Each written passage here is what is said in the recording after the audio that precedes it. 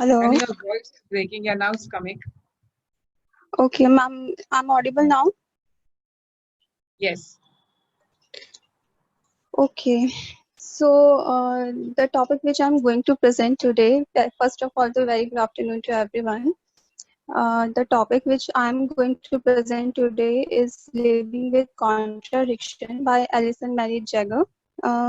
About Alison Jagger, she is an American feminist philosopher, and this is the name of her book, Living with Contradictions, which she wrote in back in 1994. But we are going to discuss today is actually the introductory chapter of this book. So let's get started with this. I hope everyone is ready. Yes, please. So, if we see the introduction chapter, it is divided into 5 parts. Firstly, she answered the question what is feminism. Then she went on the feminism issues. Then she pointed to feminist issues which are present in North America. Then she described what are the feminist contradictions, and finally she addressed those feminist contradictions. Okay, Yeah. so we are taking these questions or these part one by one. So in first part, which is about what is feminism, she talks about what is it mean to be a feminist. She said that the term can be used both as honorific. Okay, so as we all know, after all these readings, that there has been constant conflicts between feminist and anti-feminist on the point that whether status of a woman needs improvement or not.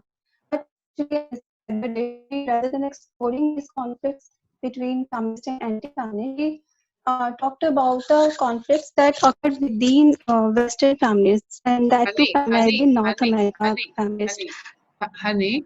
I think we Yes, should be yes, ma'am. careful that the discussions are not necessarily between feminist and anti-feminist, but within feminism also there are contradictions. So they are all feminist. There are different schools of feminism, and they all emphasize on different things. So there are contradictory demands of different Yes, ma'am. schools of feminism, and this is what we're dealing with today. Yes, ma'am. Yeah. And specifically in this article, the article raises this in this point very well. So the first chapter of her book, which is actually part of this presentation, is divided into 5 parts, which I already has told in my last section that she firstly she answered what is feminism, then she talked about the feminism issues, and then she pointed to feminism issues that are apparent in North America. She talked about feminist contradictions, and lastly she addressed those feminist contributions with her suggestions. So very quickly, I'm moving to the first slide. That is what is feminism. So she said that the word feminist, then to be a feminist, it is used as both as honorific title and a term of abuse. Okay, so Your this may slide. be a badge of pride for some people. Ma'am, Okay, is please it continue. visible? Yes, now it is. Okay, ma'am. So to be a feminist, it may be a badge of pride for some people. Honey, Feminist is a honey, your translation of voice and no, no, honey. I think we need to redo your thing. Maybe you send me your video. Let's see if I can play it here and you can make a presentation because with your presentation and voice, it's not working. so where will I pause? So, okay, in the US specifically, when we see the feminism, so it was introduced in the early 20th century, and by that time it was referred only as the women movement, which was actually a collection of some group with common goal of advancing the position of women. But if we see feminist in the US specifically, then it was also termed as in different times as a romantic group of women's right or radical sexual rationalist group.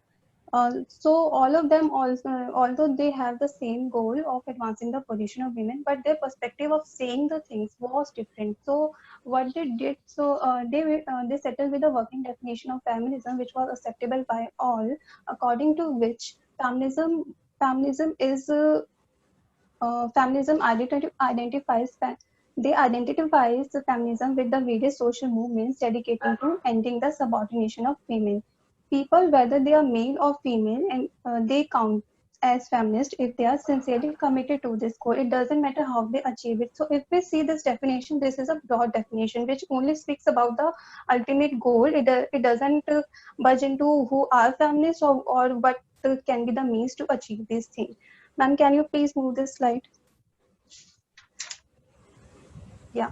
So then she asked, why do we need some broad definitions? No, ma'am, the last one. Yes, ma'am, this one. So she asked, why do we need some broad definitions of feminism? She answered that we need these broad definitions to deploy a basic definition that is uncontroversial and widely accepted by all the feminists, all the groups of feminists. And obviously, when we give a broader definition, it raises just some few questions about what feminism entails and how to tackle with sectarianism, and obviously to reduce possible fears of exclusion from the feminist community, and lastly to reduce disagreement about the goals and best means to achieve them. So that is all the things for which she said that a broader definition of feminism was given and why it was required. So moving to the next question, that as we have seen that there was diversity of issues addressed by feminism in different places at different times, that raises a general question of what makes an issue feminist. What is an feminist issue? So she said that feminist issue may be identified as concerns about anything perceived to contribute to women's subordination. It could be anything, any aspect of social life. It could be a daily practice. It could be a culture, religious practice. But anything which has this point that it is pointing to some women's subordination, that is a feminist issue. She pointed out an incident that in 1970s, it was common to conceptualize women's issue as a limited and a respectively an important subset of more general human issue. For example, she pointed out an incident that in the late 1980, the New Zealand representative to a UN conference on women asserted that to talk feminism to a woman who has no water, home, or food is to talk nonsense. Women's basic and non-gender specific human needs should be addressed before our supposedly special needs as humans. So on this point, feminists said, ma'am, can you please move? Yes. So on this point, feminists said that since men and women are not similarly situated to each other, there is a gender aspect of virtually all modern and public issue. For example, if we see excess of necessity of water, home, means the basic necessity. So they are often more difficult for women to get and than for men because of women's subordinate position. And obviously when these things available to both of them, then that also have different meaning to men and women. For example, when we see drinking water, it is carried by normally women for long distances. And when there is advent of pipeline, that has immediate dramatic consequences for women than for men, because now what women can do, she can now spend less time for carrying that water. So feminist issue cannot be contrasted with such general or human issues as the basic needs, because these are themselves feminist issues. Feminist issues are human issues, and human issues invariably turn out to have a feminist dimension, because every gender aspect of any issue, if we are taking any issue, it has to be concluded with some gender aspect. There has to be some gender aspect in every issue. So in the next part, she talked about feminist issues which are in North America. She said that since the revival of women feminism in the late 1960s, the situation of most women in North America has changed dramatically. It is difficult to generalize about women's position, but because it depends that which group of women are you taking as your representative. She gave a few examples to settle this proposition. If we take the situation of a younger middle class educated women, then obviously the situation of these younger middle class women today, they seems to be better than that of their mothers a generation ago. Now they have more education and career opportunities. They have greater range of reproductive freedom, less pressure to marry, but If we see the situation of many working class women, then obviously their situation has been deteriorated. Why? Because they continue to manage with those low paying and insecure jobs. There is substantive difference between earnings of a full-time male worker and full-time worker. Ma'am, can you please shift the next slide? Thank you. So she again pointed that although abortion, just like a reproductive right, it is legally available to all adult women, but there are considerable obstacles to abortion exist in a number of US states. So right is available, but they cannot access to with all means. So that means the right is not absolutely available to them. And obviously, women are still motivated primarily by a standard of sexual attractiveness. So North American families, they are mutually agreed on this point that all these issues are important feminist issues, and we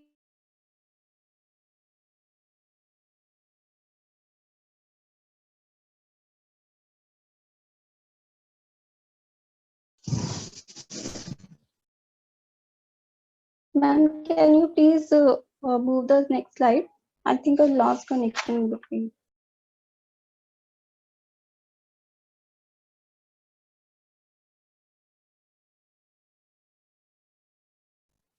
Ma'am,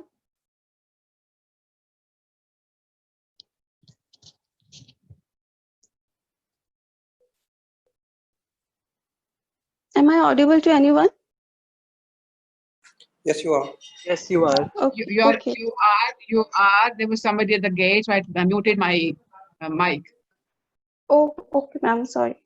Yeah. I thought it was my connection issue. No. Yeah, next one. Yes, ma'am. Live class will be. Yeah, well, my landline net is not working, so the lineman had come and was saying it's all working out. Check. I said okay after the class. So let's see. Continue. Yes, Click ma'am. for So, next. yes, ma'am. Please. Yeah. As we have seen till now, there are feminist issues which are present in general and in North America also.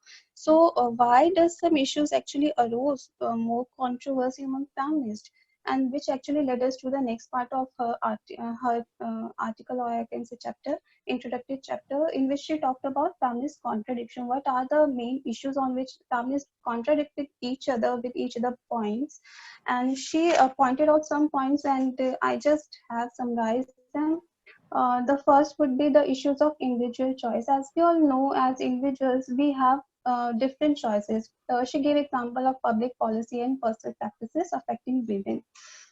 What she said that many women, including families, do not necessarily perceive themselves as victim or victimizers when they participate in some of the institutions and practices. For example, if it's a patriarchy, if we recall Kamala Basin's article, then patriarchy also has not every group of women, I can say that perceive themselves as victim in patriarchy also. So all of them have their individual choices.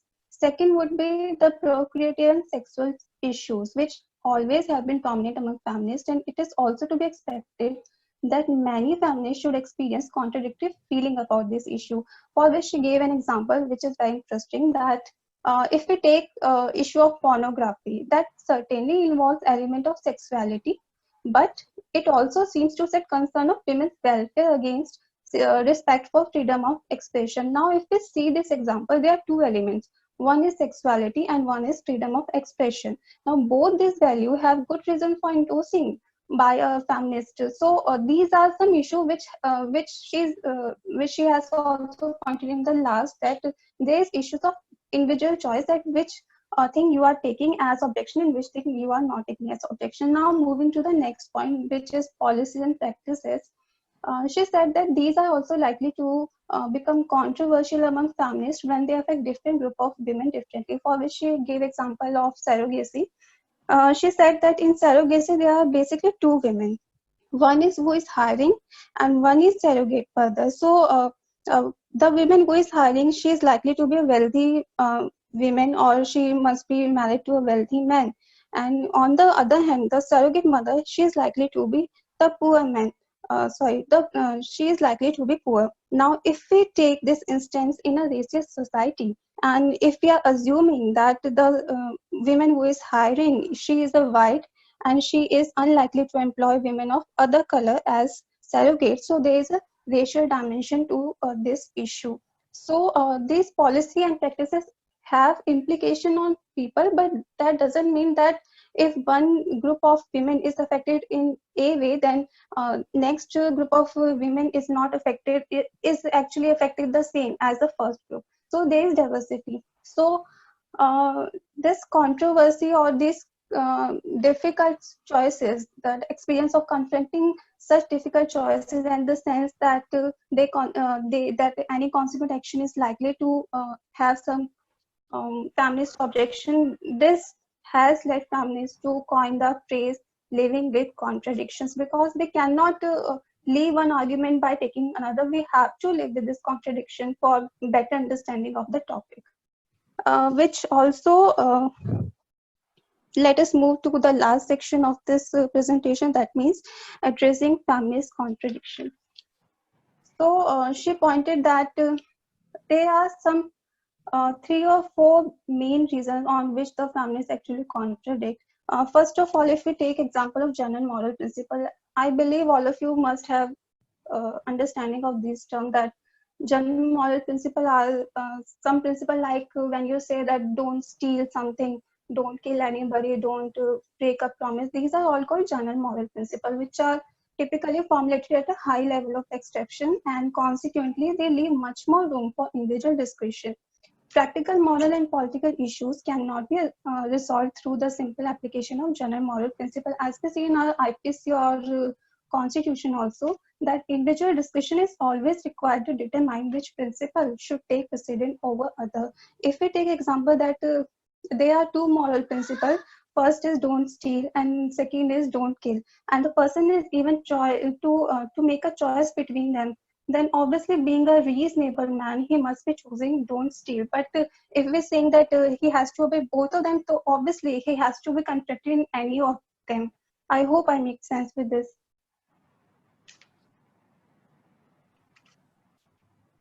So next would be women. She said that in feminism we talk about women, but women are not a homogeneous group. As women, they are mothers, they are sexual workers, they are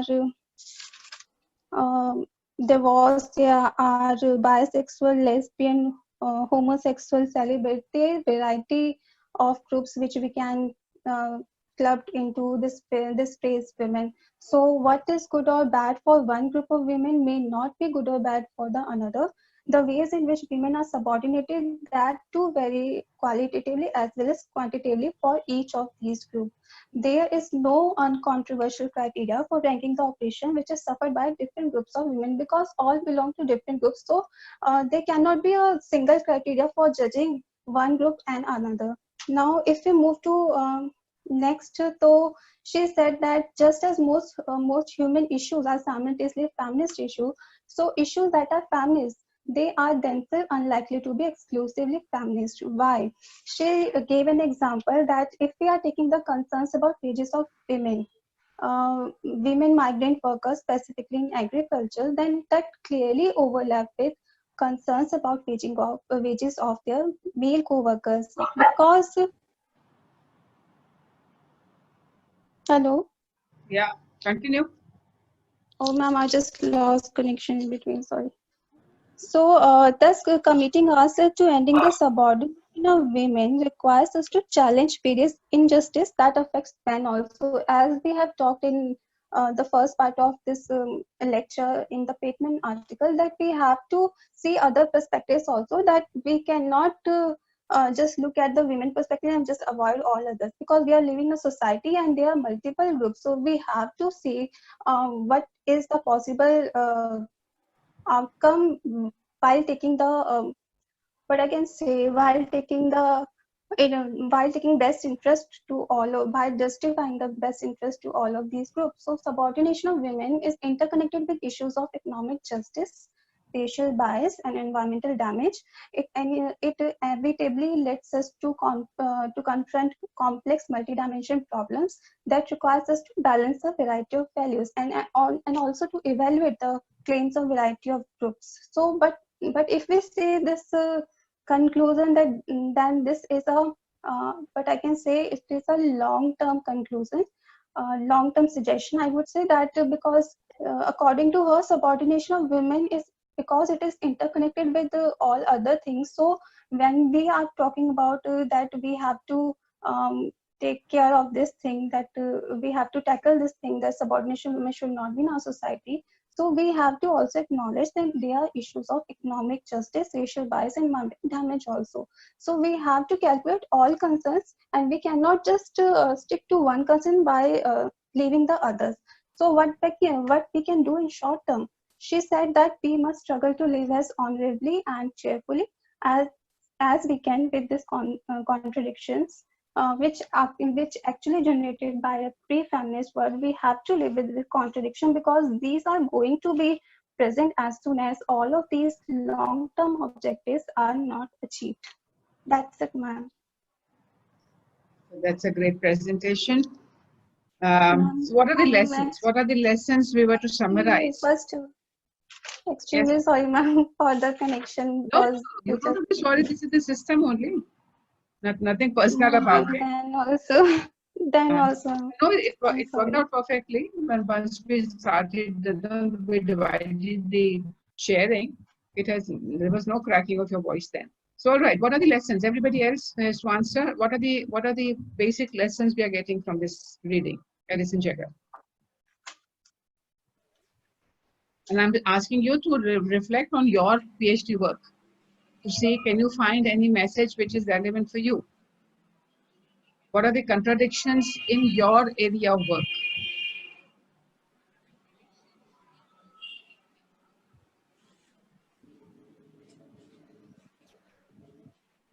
Jatin should be very clear on this one. There's a contradiction that women should be peaceful and then should they join.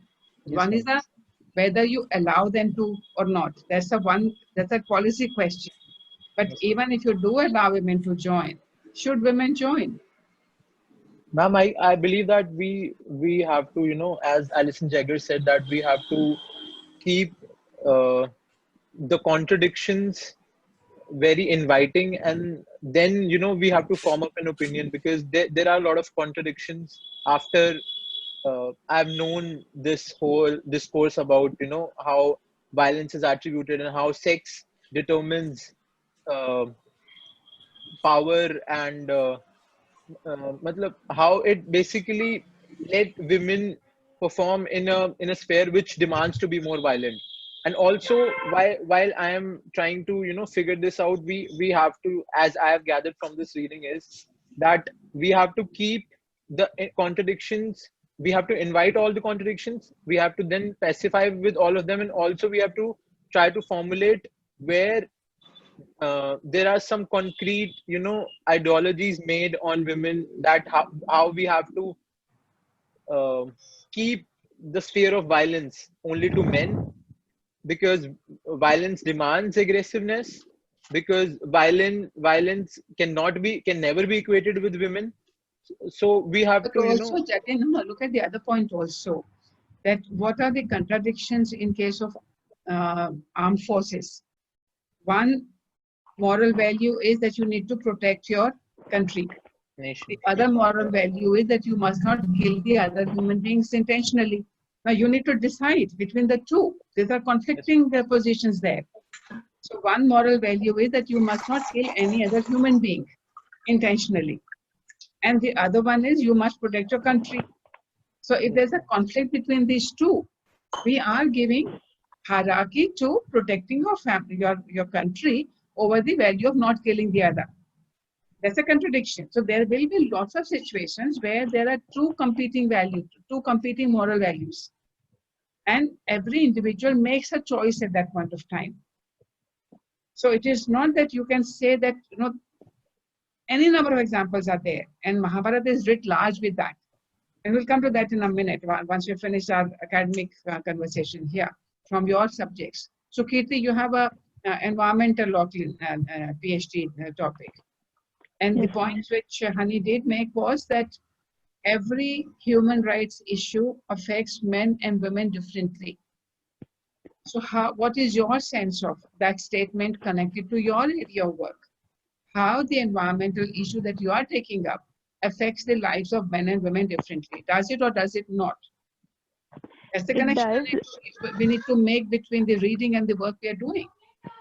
Actually, when like there was this thing in this article also, when she says ki although no, there cannot be a general universal principle or a procedure to address these contradictions, but the best impartial way to go ahead is to address the needs and interest of the woman who is who is least who is more disadvantaged, basically who is more abused or most poorest. And then she goes on to say it also makes sure when we are addressing the needs of the most poorest or the most abused person, woman, it also simultaneously somewhere ensuring that interest of men is not disregarded, because these issues, the human rights issues, which Honey also mentioned in this article, where it is mentioned that is food or shelter, and they take the example of daily wage, is actually inseparable for both men and women. So in that sphere, in the lowest sphere, these issues will be common to men and women. But then one needs to see in this sphere the struggle of men and women. For example, daily wage. For a man, the experience is entirely different versus a poor woman or a daily wager. When it comes to environmental issues, the In what basic sense? thing In what sense it is different? for example, COVID-19, if we see, so women who are like single women who were like working are being most hit with the pandemic. When it comes to environmental issues, then also the basic right, for example, water. Women are the ones who have to travel long way to fetch water. It's not the men.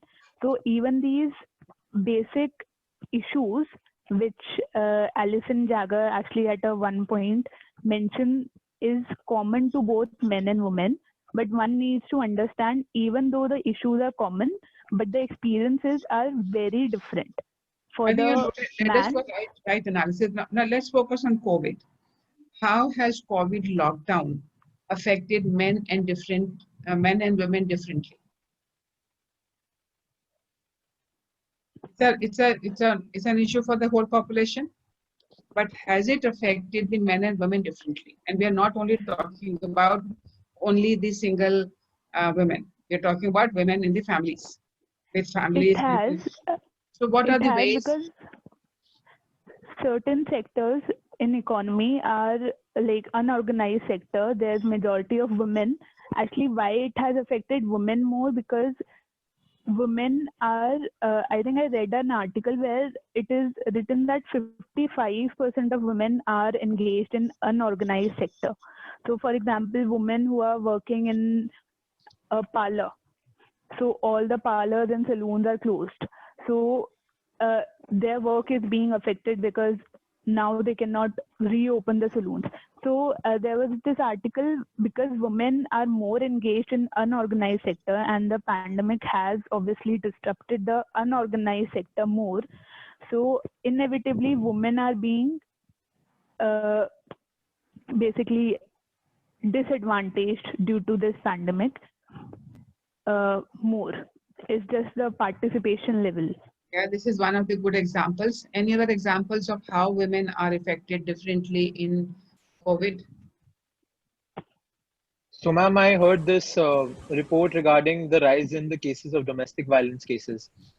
Yeah. So ma'am, I think that uh, before COVID happened, the mobility was itself very restricted in terms of when we talk about women. Now, it has been, further restricted. And I believe that any any mobility regarding their grievance, or anything regarding how they can be, talk about this thing, has been very much limited by this COVID, because now the family has come together. There are, in my opinion, there are forced, confrontations. You are living with people, and you are dealing with the same people. Now when the feelings will be manifested in a, when in when a different family members lose their jobs, yes, ma'am. so there's everybody's frustrated. But what are the mechanisms or the occasions available for women to show that frustration? And what are the mechanisms available for men to show that frustration? So it's not that women are not frustrated at losing their job, but can they start hitting their husbands? But the husbands are doing that. So one is the frustration level is very high for everyone, but the manifestation of that frustration is taking a toll on the women. So it is the proximity, physical proximity also result. Which has And increased. also when Katie talks about single woman, that's one scenario. But suppose there are both partners are working. Woman loses a job, the man loses a job. In the patriarchal setup, who has got more pressure to ensure that the family gets it? Room is on the man. It's not that it's not on the woman, but it is much more But it's on the because man. of the patriarchal values on the men. So it is. So there are different ways, and the same family members, the members of the same family, are experiencing the impact differently. For children, and again, children also not one monolithic unit. You have a child of 5-6 months. That child does not know what it means to go out or not go out. But a child of 2 years, confined in a household, impacts very differently than a child of, say, 8-9 years, with whom you can reason, you can explain. With a child of 2 years, how do you explain that why we cannot go out? So there are different Ma'am, experiencing. again, Yes, Kirti. another sector which is like actually badly hit is the domestic worker sector. Again, Yes. large women engagement in this sector, and since no, like I know in my society, maids and are not allowed anymore. So Yeah, so that's the what, households are the not hiring them. unorganized sector, which was primarily women dominated, has certainly gone. But also look at the middle class women. They had these Exactly. maids This to is help what them out. Now, because the maids cannot come, they still have to do their work from home, and they still have to now to also look after the family also. The men are still, they were working in the offices, now they're working from home. For them, it doesn't matter where they were sitting and doing. Everybody else around them, because the woman's job in the households has been to ensure that the men work unhindered. They have to reach on time. They have to facilitate their going to offices. So their work, which was now passed on to the maids, has also been now become their work. So therefore, also, certainly ma'am, different impact in which the COVID lockdown is being experienced by men and women very differently. And that will be true for each one of you. That's what we want you to explore. That from Alison Jagger, can we take that what are the kind of different choices? So there was another film, I forget now which one I was watching. I did watch Thappad. And then I also did watch the other one, Panga. So in both, the woman in Panga, this woman who was a good kabaddi player, a national level player, she begets a child who needs her attention, who needs parental attention. But she is the one who sacrifices then her career and takes up the child's care. It's her choice. So she had these two contradictory values there. One which said her career is important, the other one looking after the child is important. The husband also had the same things, but he chose the career, the woman chose the child. And ma'am, we see it at the ma'am, there is this big debate about working women versus stay-at-home women. So the narrative goes like, if a woman is working, then again she's kind of elevated to a certain platform. Like, okay, she's a working woman, then, but again, the stay-at-home mom is being degraded even if the woman consciously makes the choice to stay Yes. at home and look after the family. So this is one of the issues of choice and responsibility when we are talking about contradiction within feminist jurisprudence, like between like COVID-19 itself. So my experience being a upper middle class person, a woman, is very different. Like I'm educated, like no, but for a woman who is of a lower class and maybe a domestic worker, her experience is very different. So the contradiction arises here. What Alison Jagger says, that the issue is very different because of gender, because of race, because of religion. Even women themselves are stuck in this quagmire of contradictions, that they cannot be one universal principle as to what is best for the women. So same, I think Thappad explains this very nicely, because there are certain issues like domestic violence, sexual harassment and rape which are universal and universally condemned by everyone in feminist realm also. But then issues like choice, like sexuality or childbearing or working mom versus stay at But home. no, we had these cases now where the person with the child with disability was raped, and now she wants to retain the child. So you have the moral value of saying, oh, they're very bad, and you have the right to abort the child. But here's a child who wants to, one child is becoming a mother, the other one, she's a person with disability, and then she wants to have a choice of retaining that pregnancy. So we are seeing this all across, all around us, these contradictions are there. So I think we have to start analyzing that. Very good, honey. Also, good she talks presentation. about false consciousness. Like false consciousness, how it affects the choice and responsibility of women. Like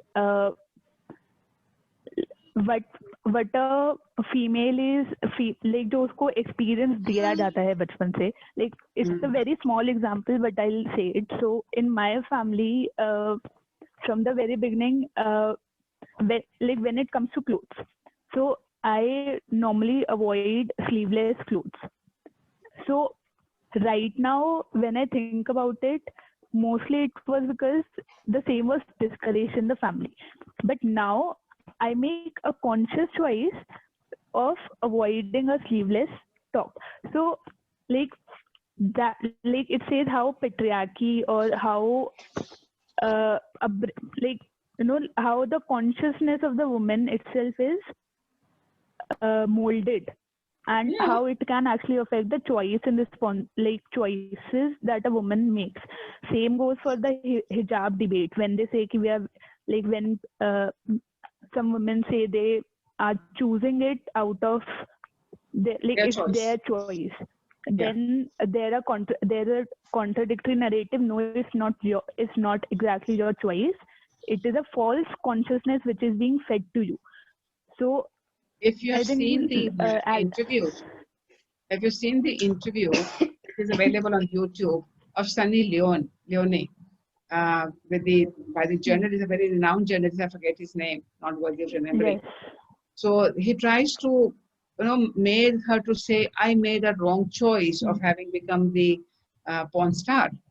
And she says, no, I do not have any problem with that. So I certainly think that this whole thing that we want to impose certain moral values on women, and women themselves want to, but there will be lots of scenario where women themselves have to make those choices. And which way they decide, I don't think we can sit in judgment. So now we have this other example, controversial category again, different feminist groups take different positions about sex work. So are they, because earlier word was prostitution, but they said no, and prostitution had a lot of value laid into it. But then said, no, it's like any other work. If I do sex work, I'm doing work of my choice. I'm using the capacity I have. I have a beautiful body. So people who have got beautiful voice, they use their voice to sing and become celebrity singers. I have a beautiful body. I'm making a career out of it. What's wrong? So that's one line of thinking, because that's a question of choice. The other is the moral category I put in there. So one moral category is that people should be free to decide what profession they want to take it. But what we will describe as a profession or not is something which I have again put a value to it. So certainly there are lots of situations where there is no clear choice, there's no clear decision to say this is moral, this is immoral. It will differ from person to person, and we will have to learn to live with it. We have to give the choices to people to make their choices and respect them for the choice they make. And then Yes. certainly, we say, look, there's been absolute objective standards, nothing objective standard out there. You can think of that objective standard when you look in the historical category, once things have passed. But when people were taking those decisions, they were making moral choices according to their understanding of what is moral for them. So shall we stop our discussion on the readings here? Ma'am, I want to point out something here. Yes, please. In continuation to this, this argument also was raised by Alison Jagger when she said that in the issue of pornography, there are two elements. One is sexuality and one is freedom of expression. So if we take this example, so both of these may have some feminist issue and they have good reason for endorsing by the feminists, but what we do actually, we concise this thing with the general moral principle that okay, we have to condemn sexuality and not freedom of expression. So that is, I think, the issue, because we just see sexuality in pornography and we do not see freedom of expression. For example, in this case, in Sunny Leone case, because we are evaluating her with our general moral principle, which are obviously undefined and which cannot be just concluded in a certain way. So I think that was an illustration which she also has mentioned in the article. Yeah, that there's this other thing. I was reading a PhD thesis recently, and she is written on child sexual abuse. So she does raise this point that what is the position we have to take on child pornography. So whether a child, adolescent child, can take a free choice of being on that platform, whether that's a free choice, and whether that's something, when it's the freedom of expression. Should children be given the freedom of expression to be part of pornography? Or will pornography, but what Kirti was talking about, false consciousness. So whether there has to be an objective ban on saying, oh, no case, in all cases where voluntarily or involuntarily children are found in pornography, it will be seen as sexual abuse, sexual exploitation actually, because there's a money involved in that transaction as well. So certainly, at some point of time, we do put in the international instrument positions, we have taken the position that child pornography, voluntary or involuntary, it's all an instance of child sexual exploitation. So certainly, there are some times that we do put our one objective moral value out there, but when it comes to the adults, making that decision is very, very difficult, and it's very complex, and it cannot be universalized. Yes, ma'am. So, ma'am, if we club all these articles, just like Moira Gittins and obviously Pacman and this Alison Jagger, how we conclude these all with a one statement? I don't think there's a conclusion. There are lessons that when we're analyzing, we don't have to be judgmental to say this is right, this is wrong. What we have to examine from the perspective is that how it is benefiting whom. Is it benefiting all the women? It is benefiting some group of women. It is targeting some group of women, some group of men, certain classes of persons, certain religious minorities or majorities, certain people from economic background, educational background, social status background. So we have, as researchers, this is something we need to really be practicing, that we don't have to give value judgments. We have to take a position that from this perspective, these are the benefits and these are the negatives. And then, of course, depending on what is our goal of making the suggestion, what do you think we want to achieve? So with awareness, we do it. Not with just our hunch, our internal hunch that, no, this is right, this is wrong. You have to have a rationale to say why it is right and why it is wrong. From what perspective, for whose benefit, for what end is it right and not wrong. And therefore, as we keep on saying, there can be no one definition of justice. It's always contextual. So you have to look at that individual positions out there. So one, we are if you were to actually look at what are the range of lessons from this reading that we have covered. So when you look at that, yes, the private-public dichotomy is something which has reinforced patriarchy and continues to do so. And therefore, that dichotomy has to be broken up. The private sphere is as much political as the public sphere is said to be political. Both of them are political spheres. And their argument to say that, oh, because this is private sphere and this is personal sphere, therefore law will not end there, has got no rational basis out there, excepting patriarchal division of labor, the sexual division of labor based on the body divisions, etc. Then within feminism, you cannot say that one school is right, one school is wrong. It's all a question of what is your objective, what are you wanting to say, that are you wanting to uplift the status of women? If you think uplift, then your approach will be pattern, will be sameness. If we want to protect them, then it's going to be paternalistic. We are going to say that no, we need to recognize different, then you have to follow a different category as to how, what is the interests which are needed to be met. And certainly, the last reading does emphasize this one, that there's nothing which is, which is a feminist issue. When we said the women's issue are human rights issues, it's coming from this reading. This is reflecting in this reading also. So there's a whole range of lessons in our analysis of the work that we are doing. That how does the law has approached this issue, whatever aspect that we are looking at. So are we talking about equality? Are we talking about protection, protection of whom against whom? All that, this gives us a framework for analyzing the legal developments, whether from the legislation or from the perspective of the NGO demands or from the perspective of the judicial interpretations or what the implementation aspect. You can use any of these frameworks to analyze the functioning of the law, the function of the law, the role and the objectives of the law. Yes, ma'am. Ma'am, she has also said that under human issue we can find out some feminist issue, but under feminist issue also it is not exclusively feminist. It has some implication on other points also. Women are not living in isolation to men. They are living with human beings, other human beings of whole range, including men, and therefore every issue, and once we are all interconnected, there can be nothing which is exclusively a human rights issue, and there is nothing which is exclusively a women rights issue. All human rights issues are women rights issues, as well as women rights issues are human rights issues. If the woman is unhappy in the family, can the family progress, or vice versa for that matter? So yes. Yes, ma'am. I think that made sense. You were certainly brief and to the point and very, very conscious of the time. Good job on that front. And I think it's an important skill we all need to develop, to keep looking at the watch when we are making presentations. So unless we start doing that and regulate ourselves, we'll never finish our course in time.